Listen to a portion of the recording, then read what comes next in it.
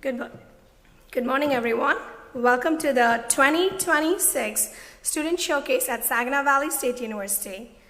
Today is all about celebrating bold ideas, hard work, and the incredible talent of our students. As you walk through the space, you will see more than just projects. You will see curiosity in action, creativity pushed to new levels. Absolutely, because you have seen them probably right from their freshmen, but now they have gone above and beyond and shown their creativity, and students tackling real world problems and challenges with confidence and purpose. And this year, we are going to do something special, and you all know that, because this showcase represents a shift from separate efforts to come unified celebrations. One campus, one event, bringing us all together to recognize our students' achievement. That's very powerful, and it's just the beginning. This is our first year trying this out, and we really want this momentum to keep going, and for the years to come. We hope that we'll have all the colleges present moving forward. We have a few folks from all colleges here today representing at the showcase. I also would like to share that our provost currently is unable to be here. However, she sends her warm regards, and she will definitely be there at the graduation commencement ceremony. However, she also wanted to share how proud and how happy she is to see us all in one roof and also coming together in the student showcase. Now, we also know an event like this doesn't just happen overnight, right? Or sometimes it does. I also have to say that it does go with a lot of hard work put together. I do want to give a huge thank you to Dr. Emily Bierbone, our UGRP chair, leading this effort for the first time in doing an outstanding job of bringing a student success and student showcase together to show all that we have worked hard for. And so let's give a round of applause for Dr. Emily Bierbone.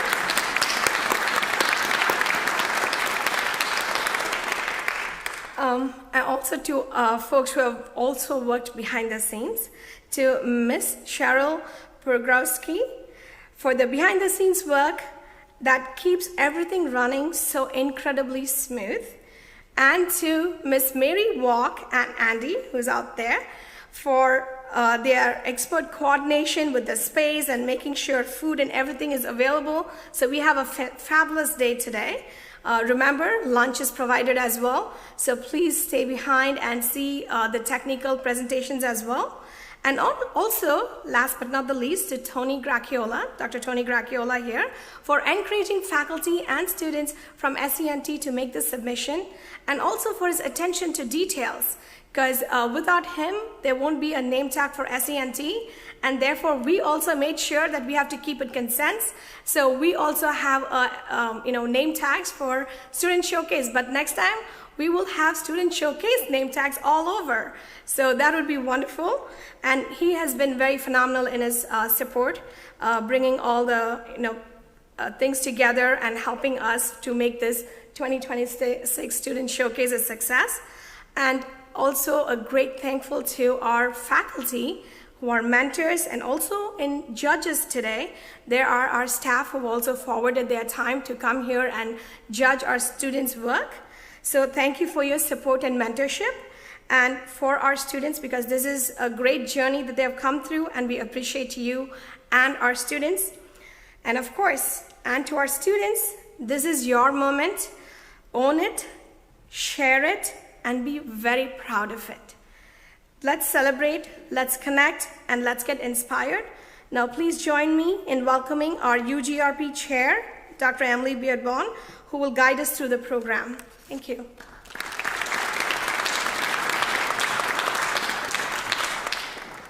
Hello, good morning.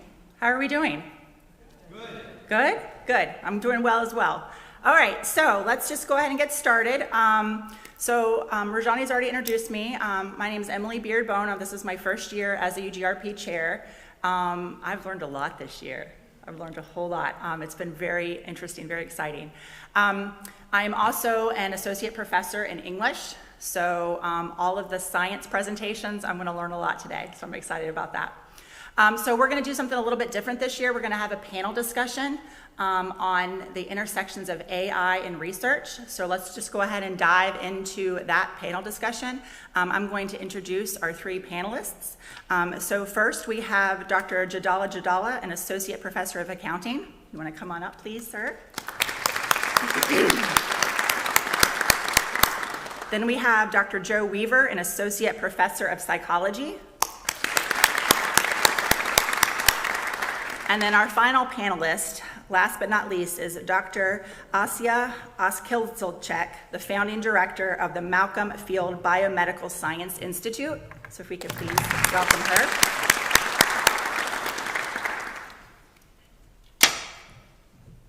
So our panel discussion is titled The Future of Academic Research in the Age of AI, Perspectives from SVSU Research Leaders.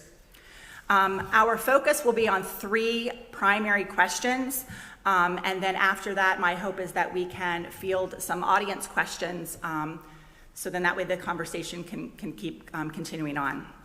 So I would like to start first. Could each of you share a little bit about your research, a little bit about your perhaps opinions on AI, just a little brief bio about each of you, please, whoever would like to start? Thank you. Hello, everyone. I'm so excited to be here today. So my academic journey started with a bachelor's degree in biology, and then I completed my master's, PhD, and then postdoctoral training in biomedical engineering.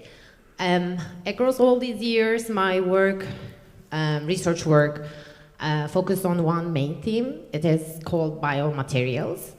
So biomaterials, simply materials that are designed for our bodies to like diagnose, to treat, or repair something.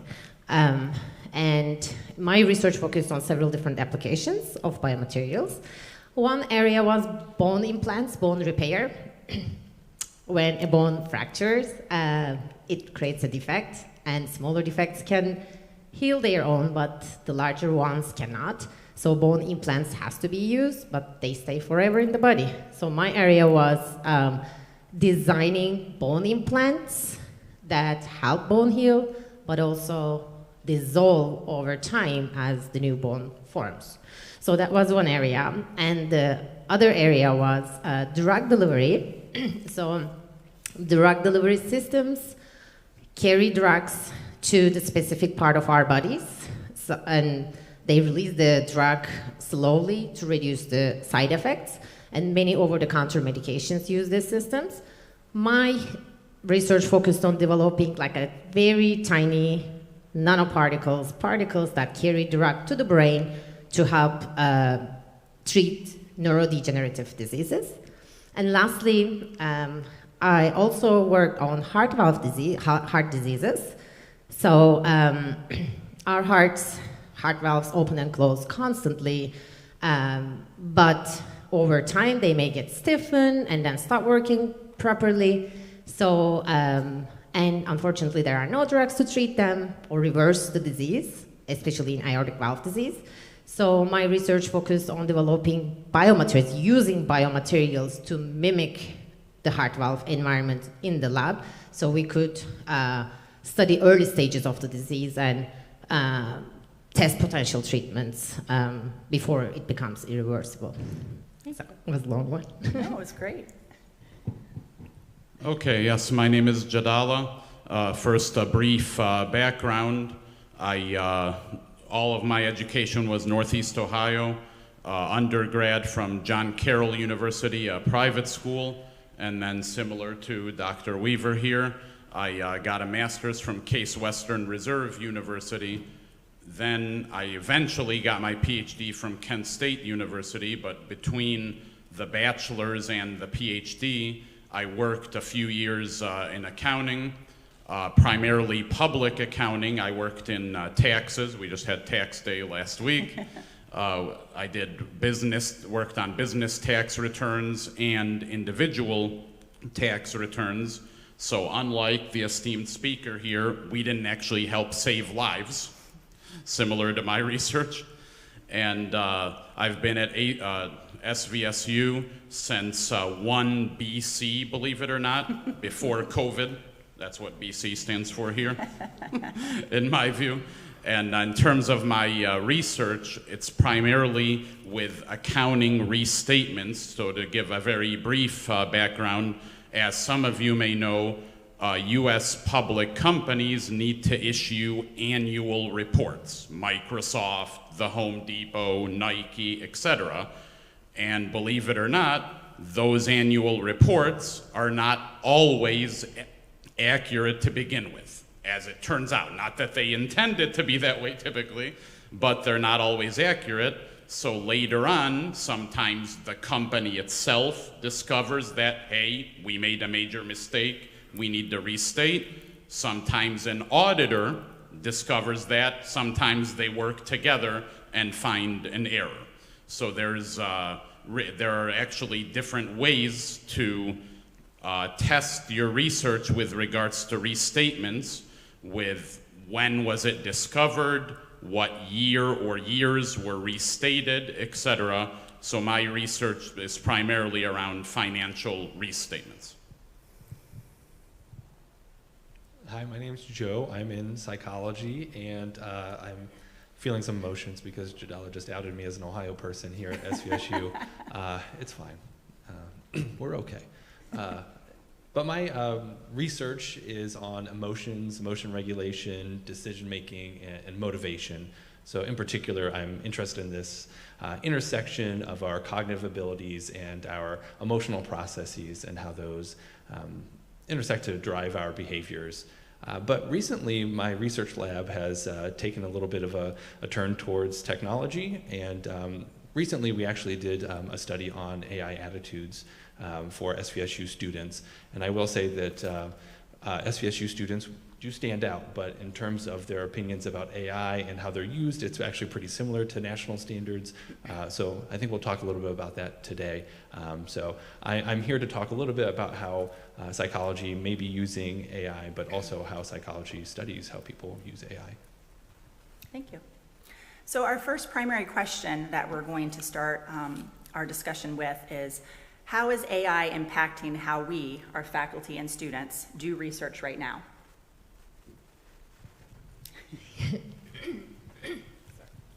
So I think AI has shifted how we spend our time as researchers. So the first thing is the speed.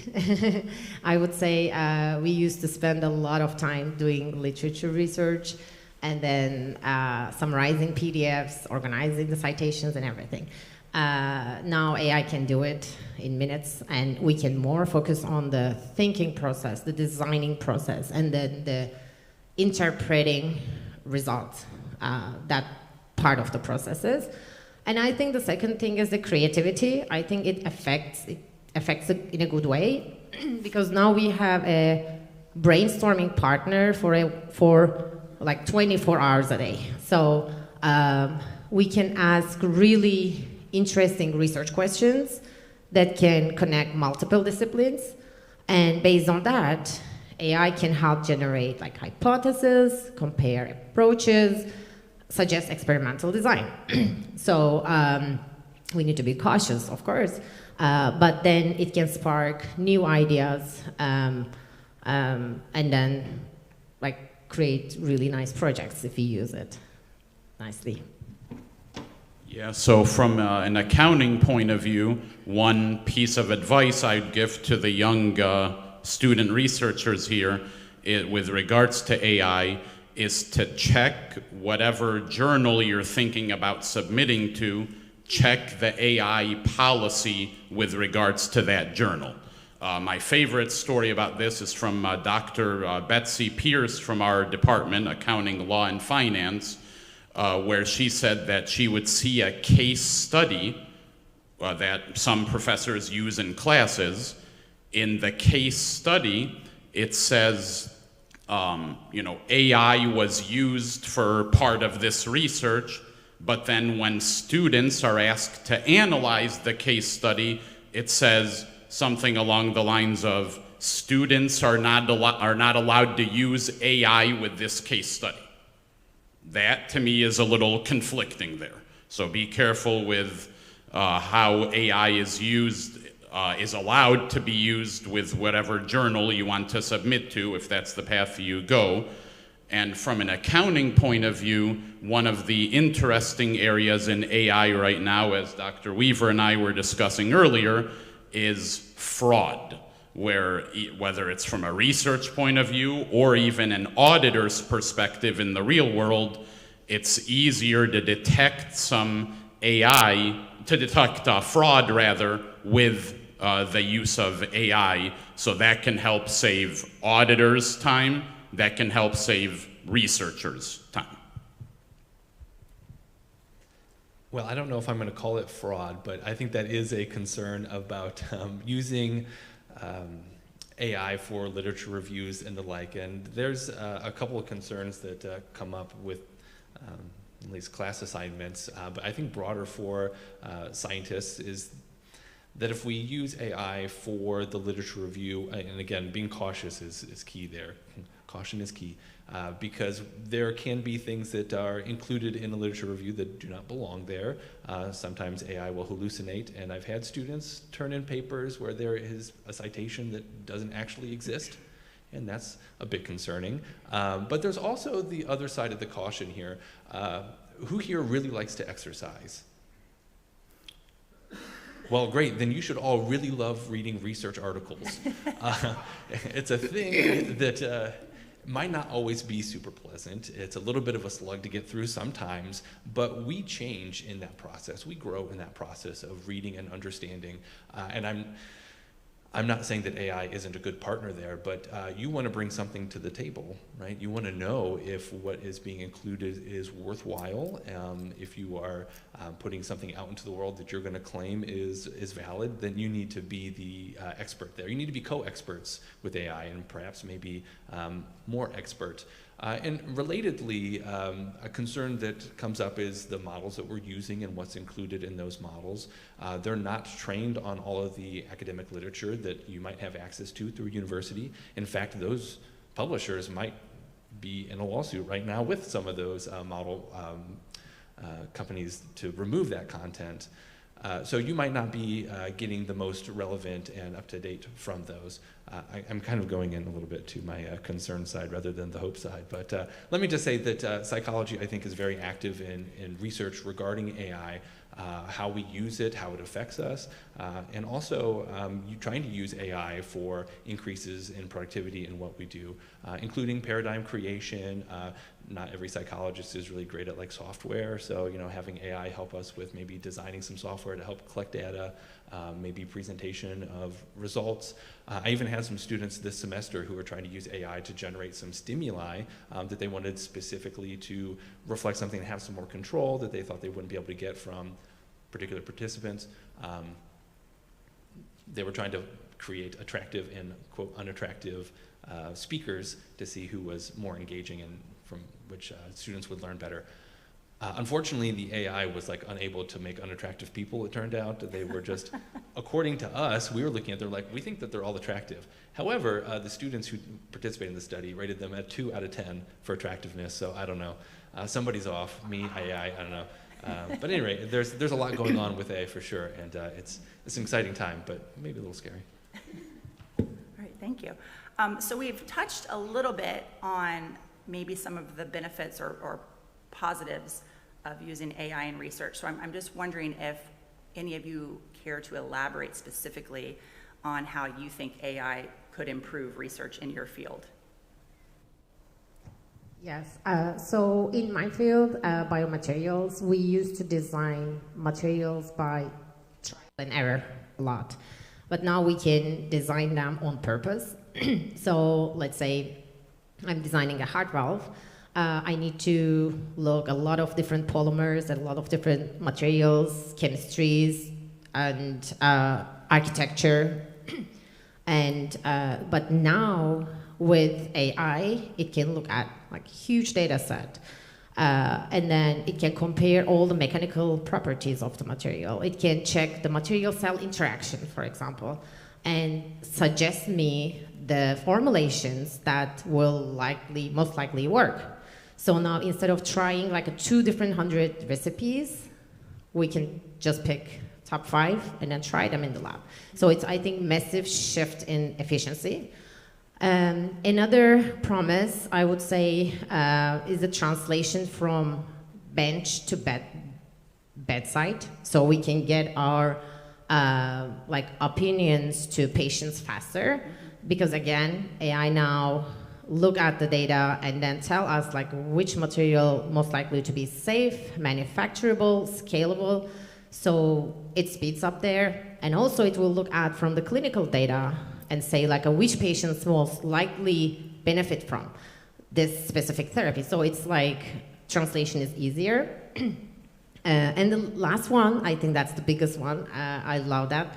It's called personalized medicine. It has a great potential in that. So personalized medicine means that specific therapy is just for you. So knee implant, it's just for you. Like cancer drugs, it doesn't work for everyone, but then that drug is specific for you. So how it works is that right now people, researchers are working on combining, they use AI and some special softwares, and they create a digital twin of a tissue. That means it's the replica, like a virtual replica of your own tissue, let's say your heart valve. So how they do it, they put the MRI, they put the ultrasound imaging, they put information about the mechanical of that, like the stiffness of the valve or the elasticity of the valve, and then they put the information about, if there's an inflammation around that, they put that information. They put your age, they put your genetics on the system and create a virtual replica of your tissue that behaves like your real tissue. So it allows the researchers to test the drugs before touching the patient, and just for you. So I think that's the biggest promise, I would say. Thank you. Yeah, so from an accounting point of view, I'd say that one of, if not the biggest benefits to artificial intelligence is organizing data. One of, from an audit point of view, one of, if not the premier databases is a database called Audit Analytics that has a lot of data of US public companies, and using AI to organize data in Excel could definitely save researchers time. And we had a speaker last month on campus, an SVSU grad from '03, if I'm not mistaken, Amber Graydon's her name, who works at Microsoft in Seattle. She started in accounting and then transitioned to marketing with AI. And this is a piece of advice for young, aspiring researchers here. She said 2 AI sources that she recommended were Copilot with Microsoft. She wasn't trying to be biased there because she worked with Microsoft, but she actually spoke highly of it.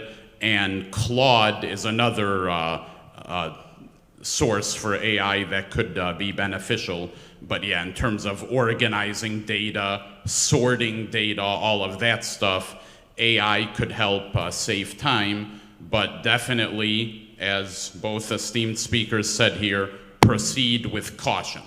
I'll just give you a really short story. This was from the classroom, not from research, but in a prior semester, I gave online exams, and clearly in the syllabus it says, if one student works with another, both would get zeros on an exam. And there was a bank reconciliation problem, and 2 students clearly came up with the same wrong answers. So I was wrong as it turned out, assumed they worked together and got the wrong answer. Nope, I spoke with each one afterwards.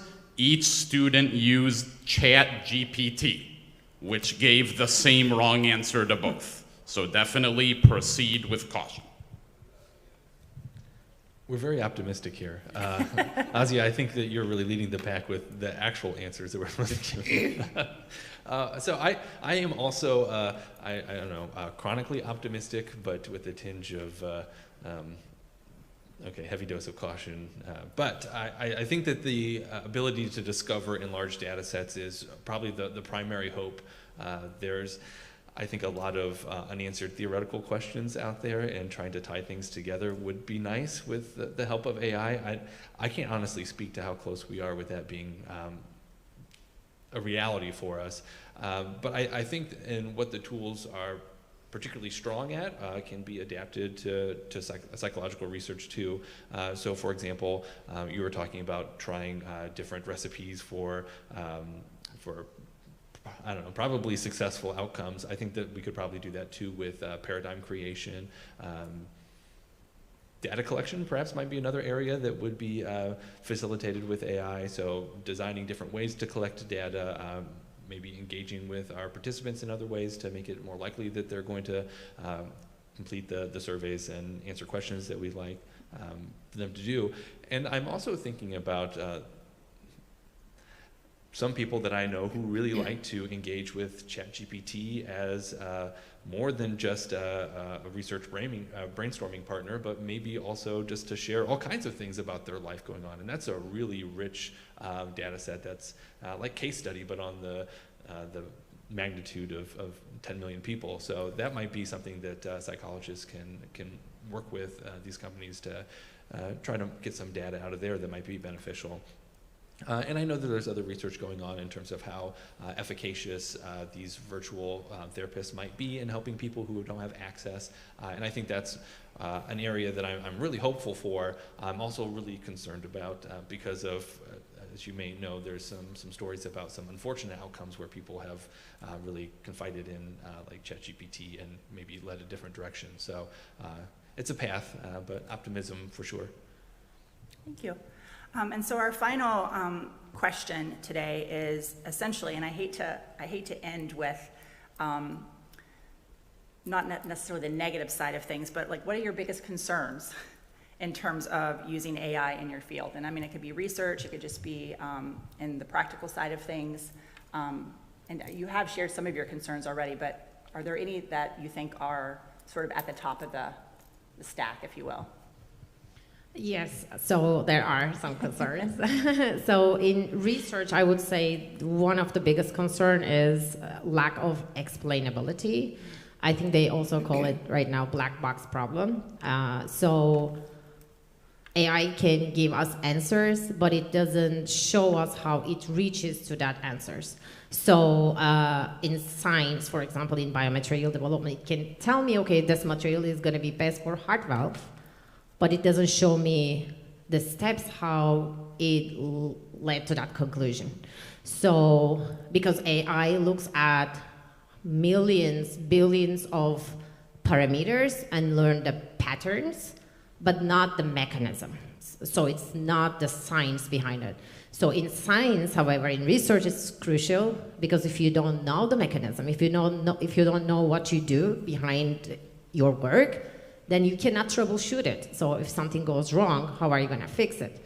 So I think that's the first one. The second one is, of course, like transparency.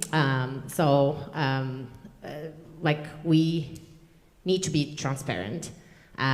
So because it's like collaborating, we collaborate with people, right? So we need to acknowledge them. And so we need to acknowledge like AI as well, I would say. And the other thing is, I would say like a data integrity. So there are biased data because AI again looks at like a lot of information, and AI actually it can only learn what we feed it, right? So if we feed it with a biased data, the outcome will be biased too.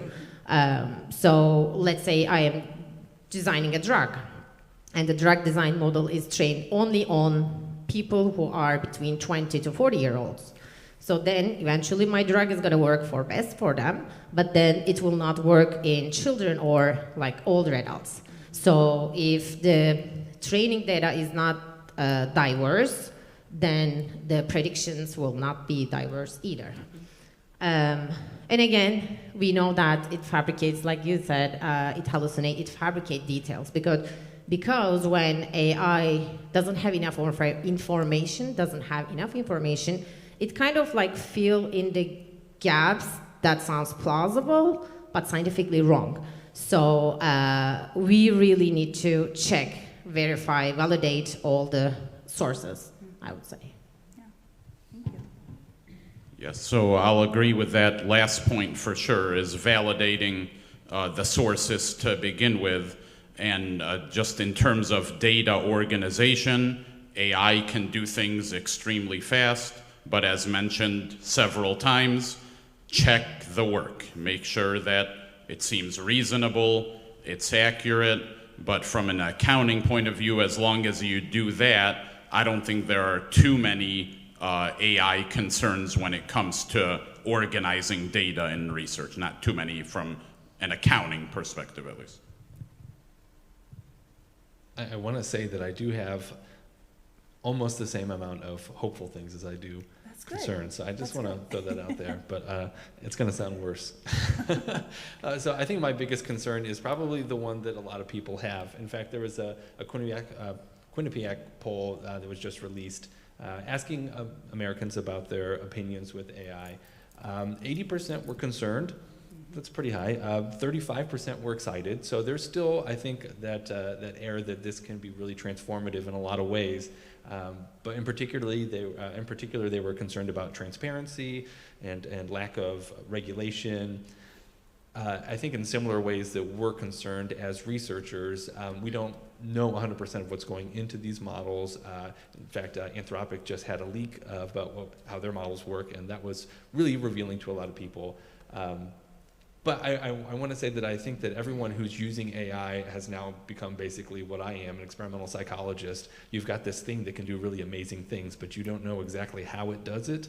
And even the thing itself, I'm not calling you all things or myself things, but AI is a thing. It doesn't have a whole lot of insight into those things, right? So that black box problem was kind of termed by cognitive psychologists and computer scientists back in the 60s, trying to understand how all of these things work.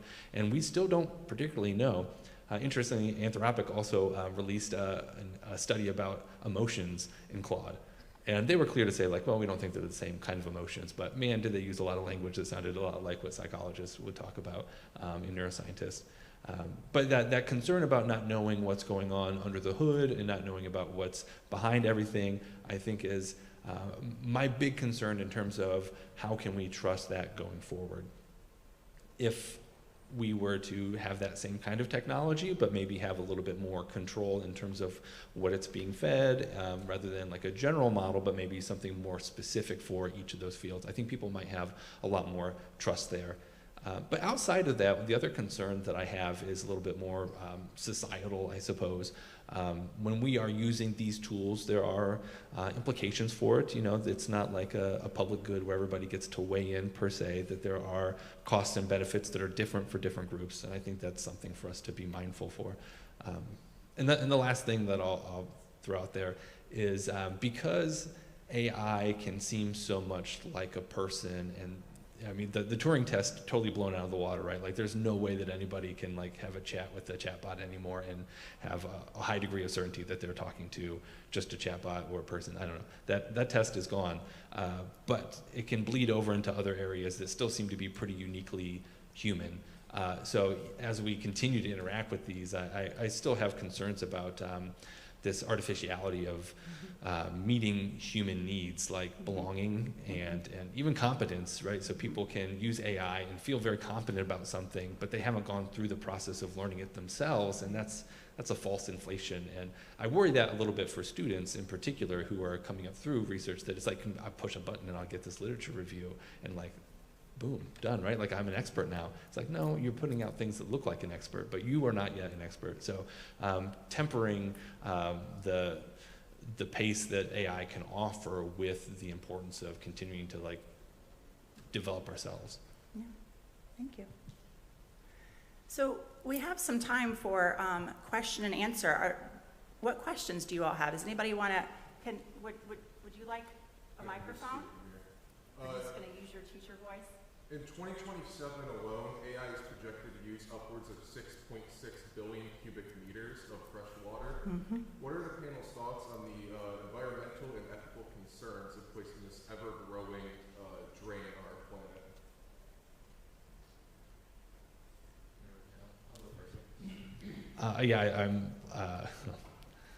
I don't have yet any stock in OpenAI or Microsoft or Anthropic, but if I were on the board, I think that would be a big concern of mine as well.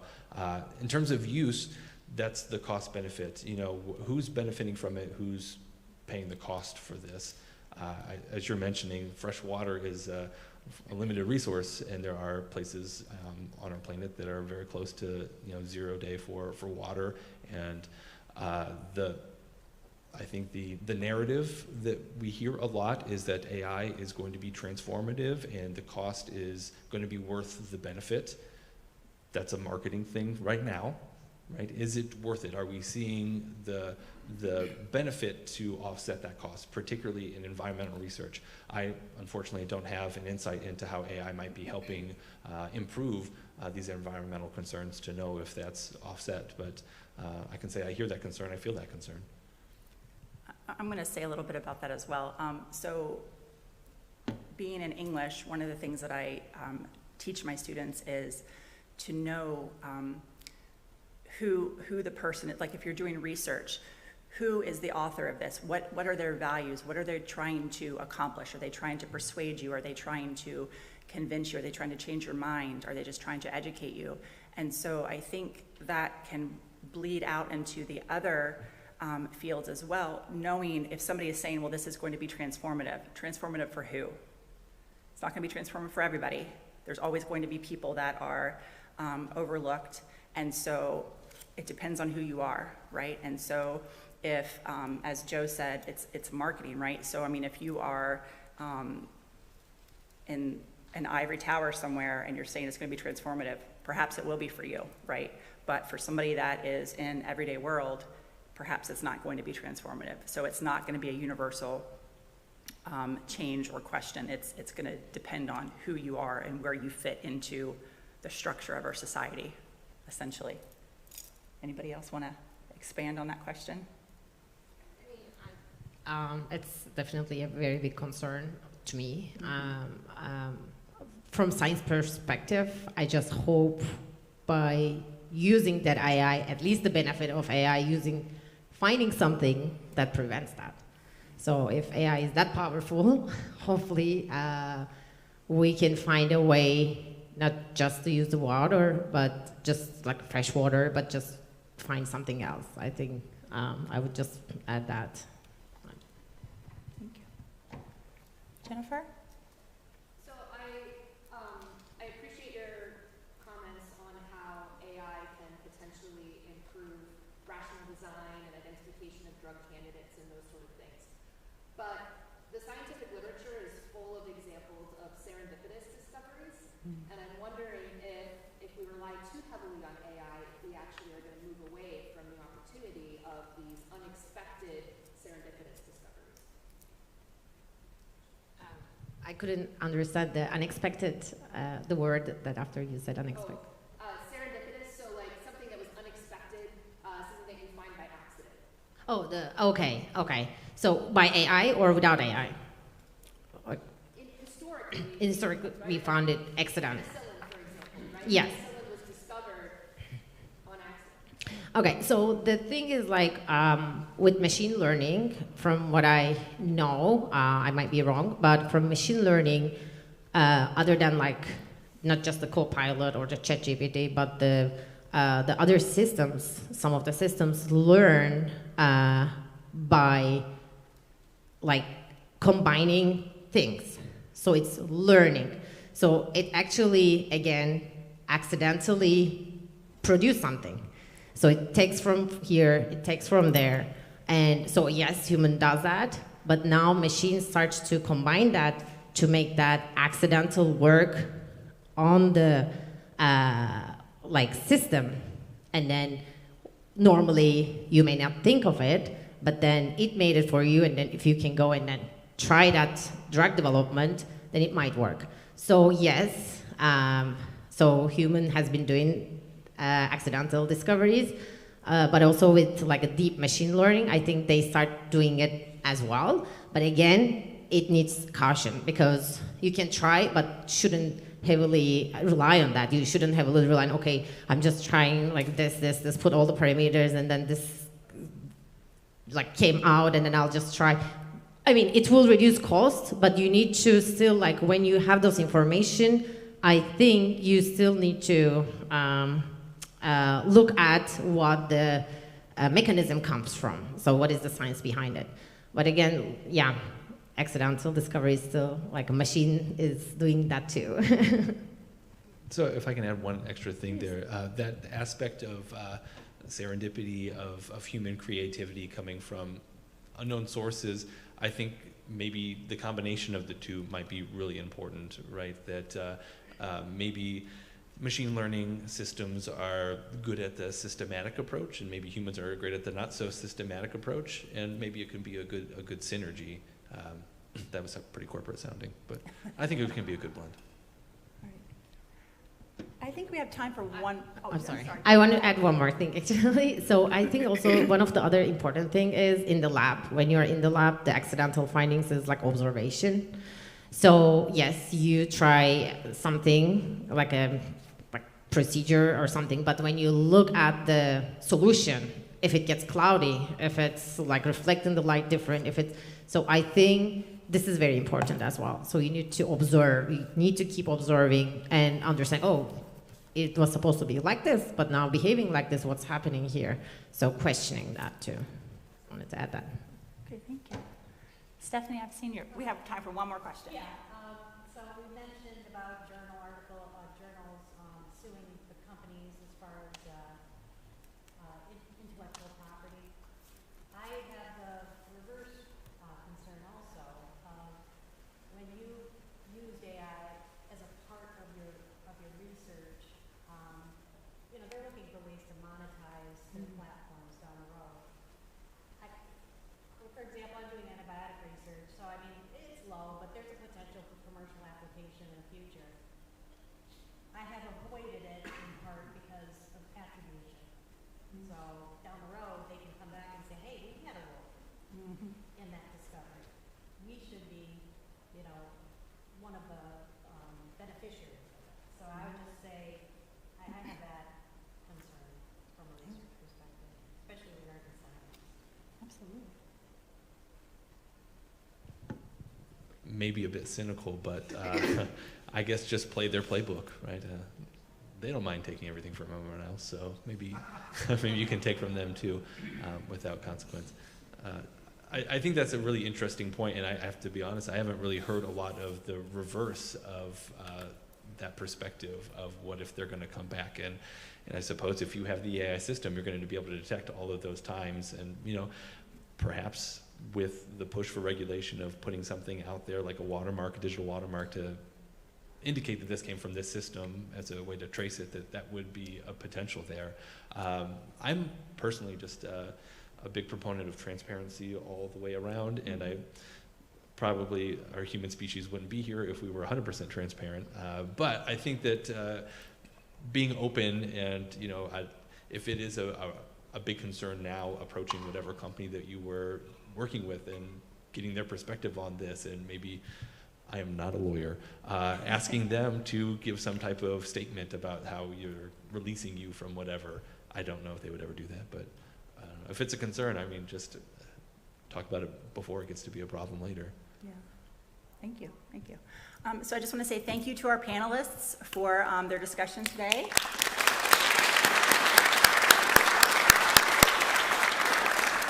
I want to thank you all for your time and attention. We're going to start from 10 to 11:30, our first session of performances and poster presentations, and just thank you all and enjoy your day.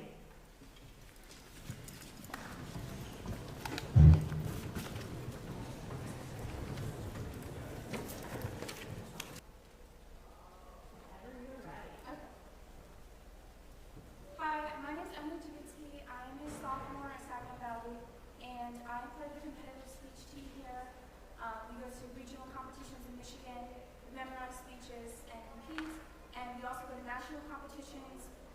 Nashville twice over the season, and I just presented this speech there last weekend. Before I start, I would like to mention that I go into graphic detail of violence and murder of women, so if those topics make you uncomfortable, feel free to leave the room and take care of yourself.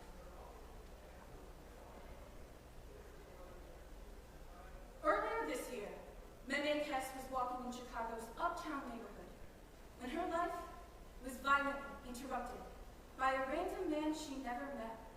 According to CBS News of October 24th, 2025, Kess states, "I was knocked unconscious, and when I came to, my body hurt everywhere.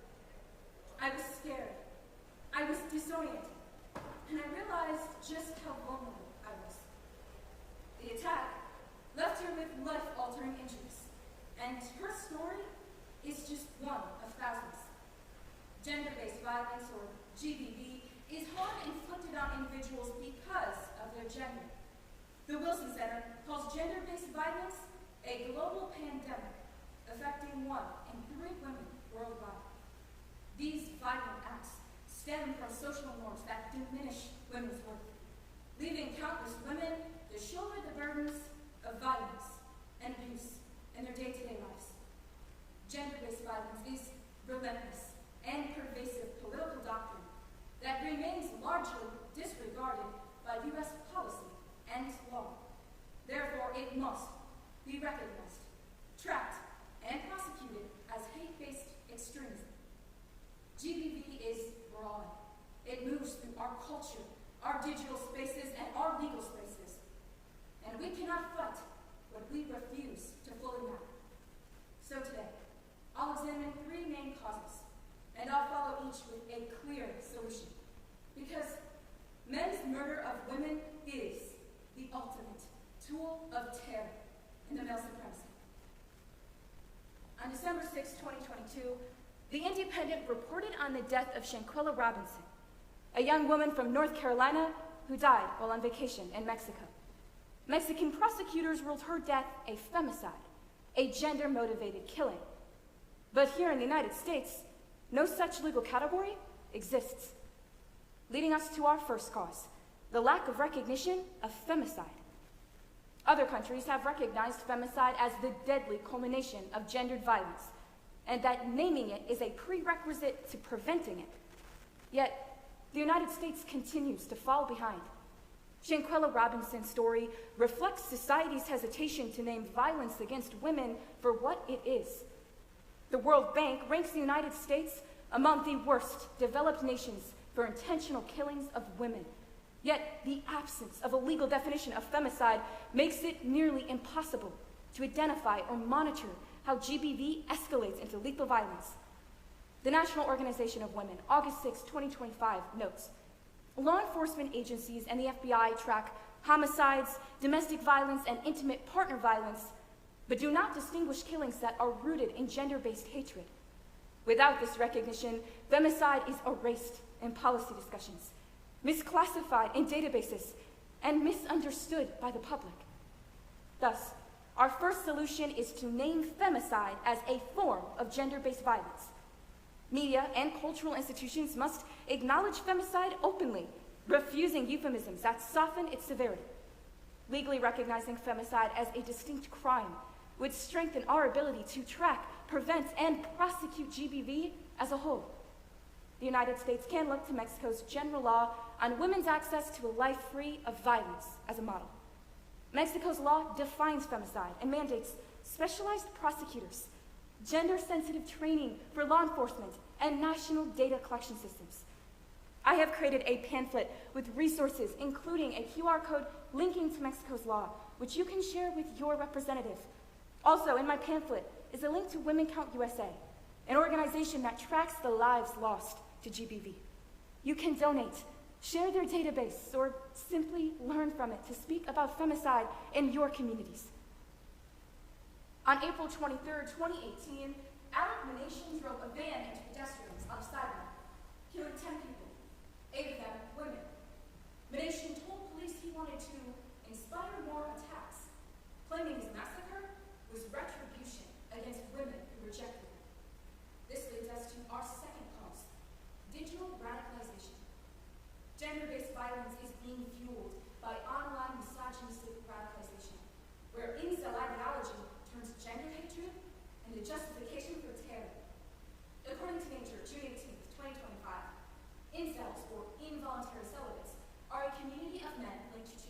online misogyny and violent acts of terrorism, who mobilize around their inability to form relationships.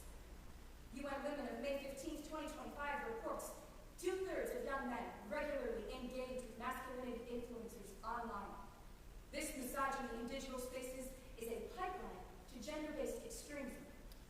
It recruits, it radicalizes, and increasingly, it kills.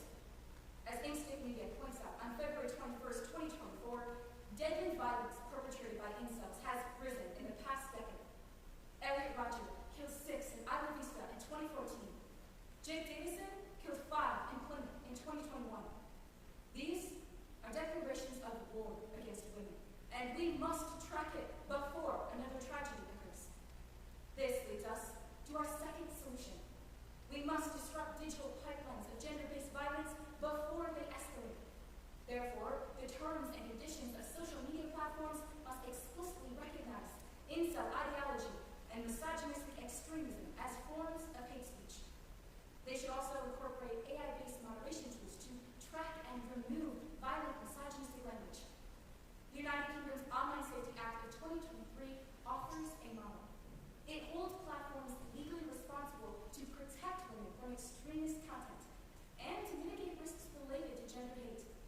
Please, see me after the performance to scan my QR codes for resources you can share. On September 29th, 2025, Vincent Badaloro fatally ran over 2 girls in New Jersey after stalking his victims for months.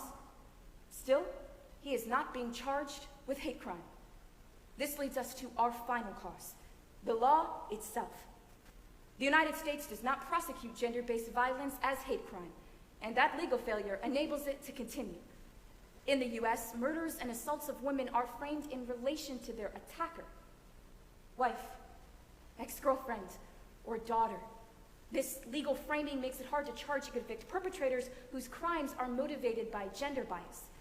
According to the Southern Poverty Law Center of October 17, 2025, hate crime laws differ in significant ways. They all cover bias based on race, religion, or ethnicity, but only 32 states include bias based on gender. Furthermore, Arkansas, Indiana, South Carolina, and Wyoming do not have hate crime laws at all.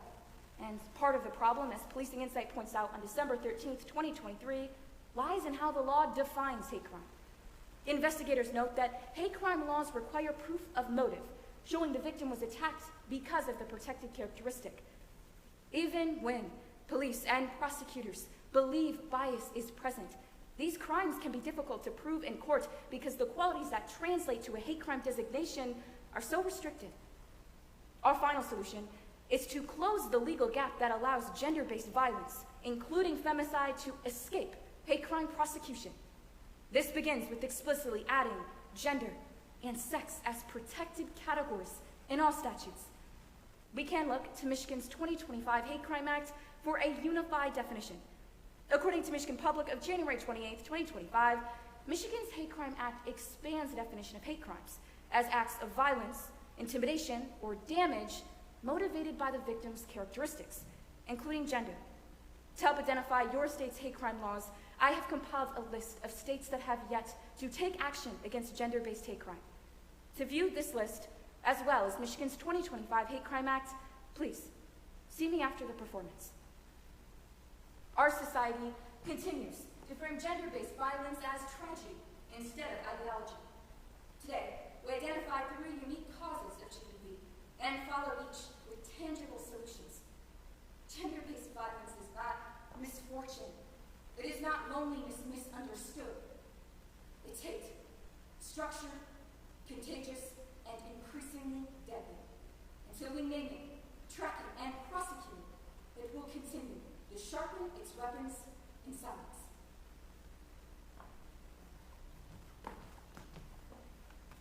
That's it.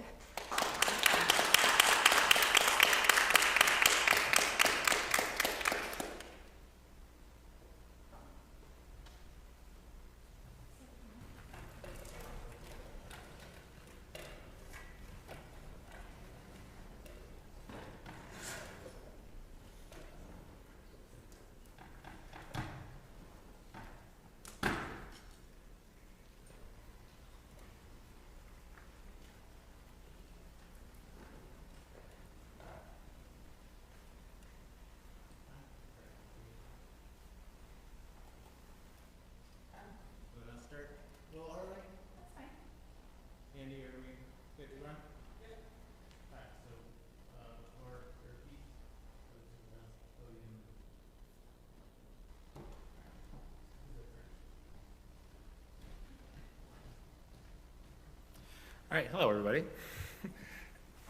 So this morning we have a few selections for you for our music analysis class. And each of us have included specific elements that we've studied in class. So for mine here, this is a little tune I call Galactic Dances. And one of the elements I included in this is called mixed meter. So a lot of popular music we might listen to feels very straight, like kind of centered. This is going to feel a little bit uneven and maybe a little weird in places, so hope you enjoy.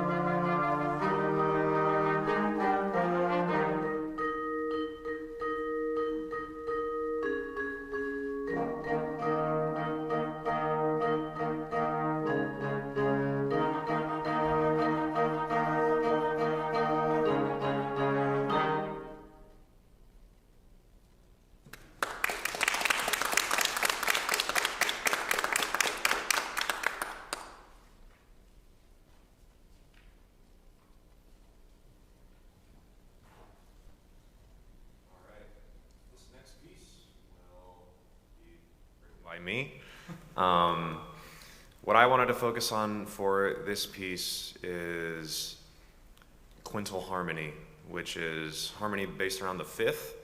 Usually tonal music will be based around the third. So you get some interesting colors and sounds using that technique. And there's also a few polyrhythmic sections in there, layering different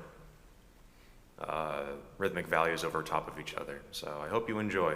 This piece is called Bloom of Life.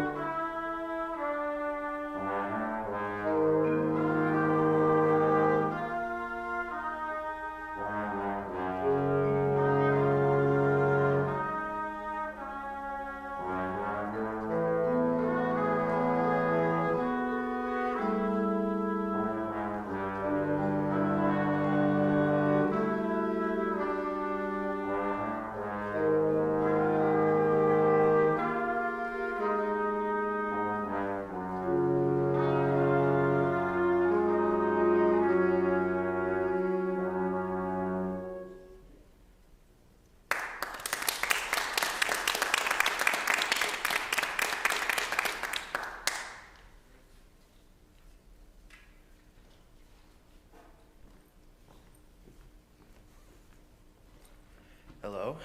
The next piece is going to be my piece, and for this composition, I decided to take an approach that uses extended techniques, extended techniques is playing your instrument how it's not supposed to be played to make a cooler sound. I also incorporated some polyrhythmic stuff, just as Jackson. So this is my piece titled Flare.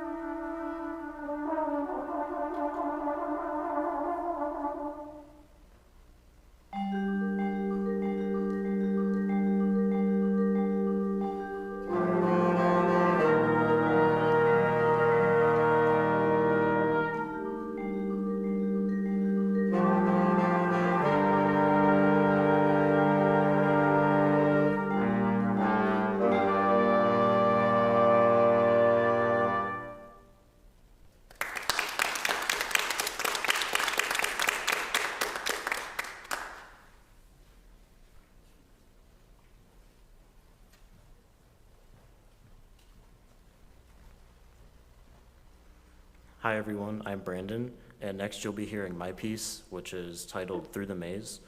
And as Riley mentioned earlier, we all were required to pick a couple different elements from 20th century music for this composition. So one of the elements that I picked is called sets, and basically a set is just a collection of notes. And so my entire piece is based on a collection of 4 notes, and I move that set up or down to kind of change how the piece feels at certain times.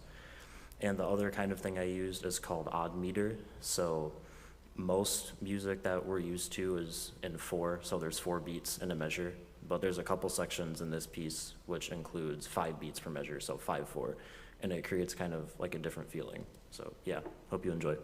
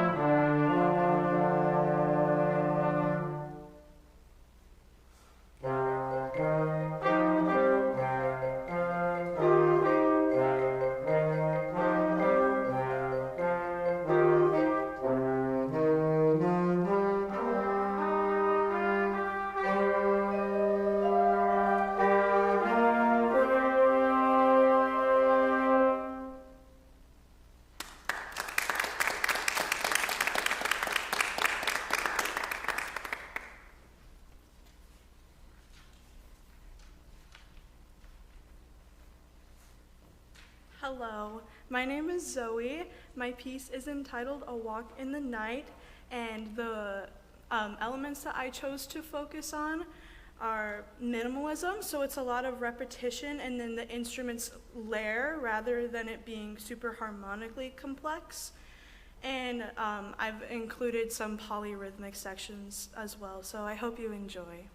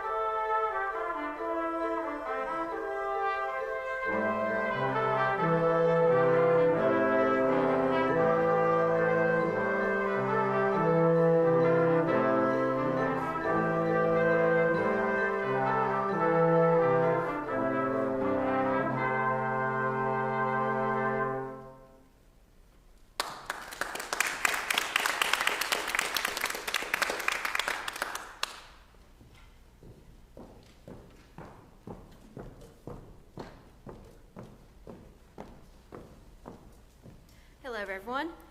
Our final piece is going to be composed by me. It is called Rainfall, and it's meant to kind of invoke the feeling, the sounds, the smells of rain on a nice day in the summertime. The main thing that I focused on in this piece was modes. So we start out in a pretty common mode, or pretty common key, and then we switch into the relative mode halfway through and then go back. And it gives it a really, really pretty kind of back and forth sound that I really like. So I hope you enjoy.